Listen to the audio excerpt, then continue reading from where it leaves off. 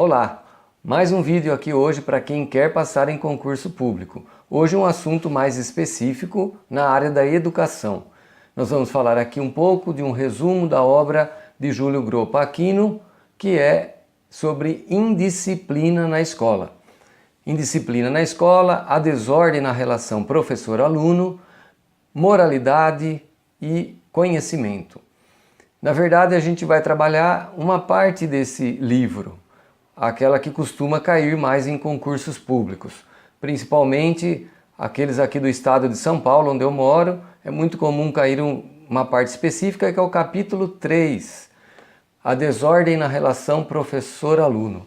Você pode se aprofundar mais nesse assunto e em outros também, da área da educação e de outros concursos públicos, no nosso site, concursopublicomaster.com. Desde já peço para você dar o seu like aí nesse vídeo, compartilhar, porque isso ajuda também outras pessoas a conhecerem e também você receber outras informações, outros vídeos dessa área. Vamos lá então?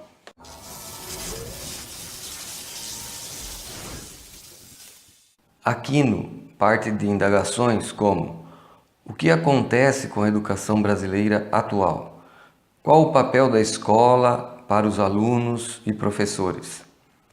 Sua função principal seria veicular os conteúdos clássicos esperados ou apenas conformar moralmente os sujeitos a determinadas regras de conduta? O papel da escola estaria mais na dimensão do conhecimento ou da socialização, ou ainda da profissionalização? Seja qual for o enfoque, não há como ignorar que a indisciplina na escola é preocupação constante e já não é tema novo, tornando-se uma questão incontornável em função de sua concretude, contundência e repercussão. A imagem saudosa, romanceada, que se tem da escola, ainda hoje, como um lugar de florescimento das potencialidades humanas, parece ter sido substituída pela imagem de um campo de pequenas batalhas civis. Pequenas, mas visíveis o suficiente para incomodar. Qual o significado da indisciplina na escola e quais recursos podem ser empenhados em seu enfrentamento? Embora a indisciplina na escola seja relatada pelos professores como talvez a principal dificuldade para o seu trabalho, não há, segundo Júlio Groppa Aquino, muitos estudos sobre esse difícil tema. A indisciplina na escola é um problema nas instituições públicas e privadas e ultrapassa o âmbito estritamente didático-pedagógico, imprevisto ou até insuspeito no ideário das diferentes teorias pedagógicas. É certo, pois, que a temática da disciplina e da indisciplina passou a se configurar enquanto um problema interdisciplinar, transversal à pedagogia, devendo ser tratado pelo maior número de áreas em torno das ciências da educação. Um novo problema que pede passagem.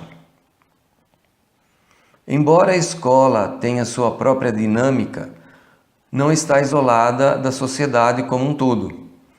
A indisciplina, então, aparece no interior da escola, mas é sintoma de outra ordem, que não estritamente escolar.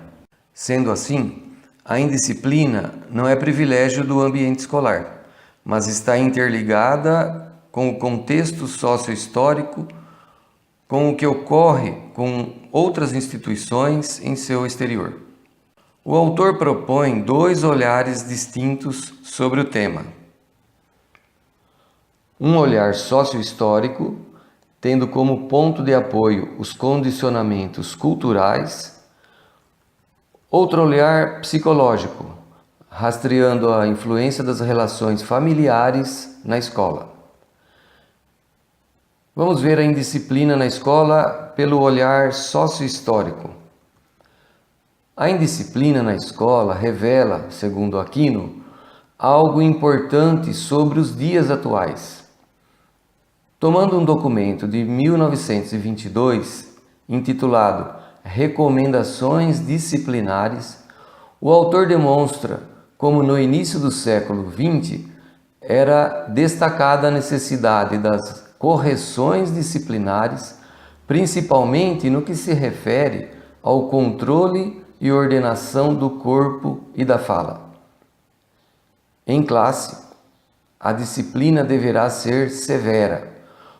Os alunos manterão entre si silêncio absoluto, serão retirados do recreio ou sofrerão a pena necessária os alunos que gritarem, fizerem correrias. Assim dizia o texto de 1922. Para alguns, pode parecer um ideal de escola almejado ou lembrado como saudoso, com alunos em completo silêncio na sala de aula e em fila fora dela. Mas é fácil também perceber que era uma disciplina imposta à base do castigo ou da ameaça dele. Medo, coação, subserviência.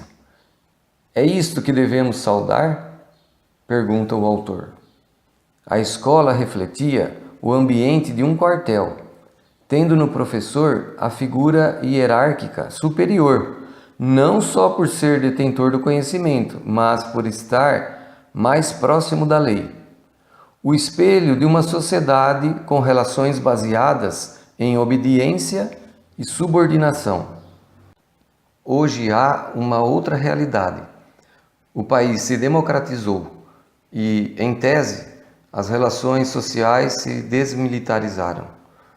Uma nova geração se formou. No entanto, a escola atual pode estar recebendo este novo aluno, esse novo sujeito histórico, com uma expectativa anterior, ou seja, com a imagem daquele aluno submisso e temeroso. A escola daqueles tempos era pouco democrática, tinha caráter elitista e conservador, limitando o acesso das camadas populares, por exemplo, pelo exame de admissão.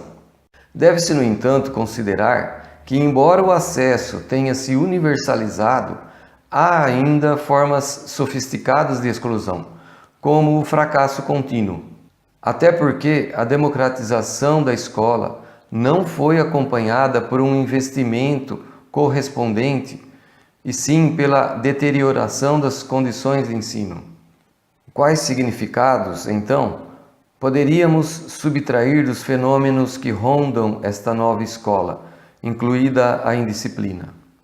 Ela pode estar indicando o impacto do ingresso de um novo sujeito histórico com outras demandas e valores numa ordem arcaica e despreparada para absorvê-lo plenamente. Nesse sentido, a gênese da indisciplina não residiria na figura do aluno, mas na rejeição operada por essa escola incapaz de administrar as novas formas de existência social concreta, personificadas nas transformações do perfil de sua clientela. A indisciplina na escola seria, portanto, o resultado do encontro entre um novo sujeito histórico, no caso o aluno, com velhas formas institucionais cristalizadas que é a escola. A tentativa de romper com um modelo autoritário em favor do outro menos elitista e conservador. Do ponto de vista sócio-histórico, então, a indisciplina passaria a ser força legítima de resistência e produção de novos significados e funções, ainda insuspeitos à instituição escolar, segundo Aquino. Seguindo então a proposta do autor sobre dois olhares distintos a respeito do tema da indisciplina, nós falamos da indisciplina na escola pelo olhar sócio-histórico. Vamos falar agora do olhar psicológico. A indisciplina no que tange à perspectiva genericamente psicológica, diz respeito a uma carência do aluno, não no sentido individual, patológico, mas conforme determinantes psicossociais em relação à noção de autoridade. O reconhecimento de autoridade externa pressupõe uma infraestrutura psicológica e moral que se espera do aluno, anterior à escola, ou seja, que se tenha desenvolvida na família. Valores como solidariedade, reciprocidade, cooperação, permeabilidade a regras comuns, alteridade, que é a capacidade de colocar-se no lugar do outro, fazem parte de uma infraestrutura psicológica indispensável para a vida em grupo e para o trabalho em sala de aula. Enquanto se espera que esses valores sejam ensinados na escola, a mesma espera que os alunos já os tenham adquirido no seio familiar. Sim, são responsabilidades da família, que passa por um esfacelamento em seu papel clássico, sendo a indisciplina um efeito dessa incapacidade da família em realizar a contento sua parte na educação. A atribuição de reposição e recriação do legado cultural da escola passa a ser quase que substituída pela ação disciplinadora. Nesse sentido, a estruturação escolar não poderá ser pensada apartada da família. Em verdade, são elas as duas instituições responsáveis pelo que se denomina educação, num sentido amplo. Só que o processo educacional depende da articulação desses dois âmbitos institucionais que não se justapõem. Antes, são duas instituições que, na melhor das hipóteses, complementam-se, articulam-se. A indisciplina na escola é, portanto, um fenômeno transversal aos conceitos professor, aluno, escola. A relação professor-aluno, assim, é o centro para a intervenção de uma nova ordem pedagógica que dá sentido à instituição escolar. A escola continua sendo o lugar autorizado e reconhecido de conhecimento, lugar privilegiado da prática educativa que ocorre entre professor e aluno. Por isso mesmo, a chave para entender e superar a indisciplina encontra-se na relação professor-aluno e na forma como nos posicionamos diante do nosso outro complementar.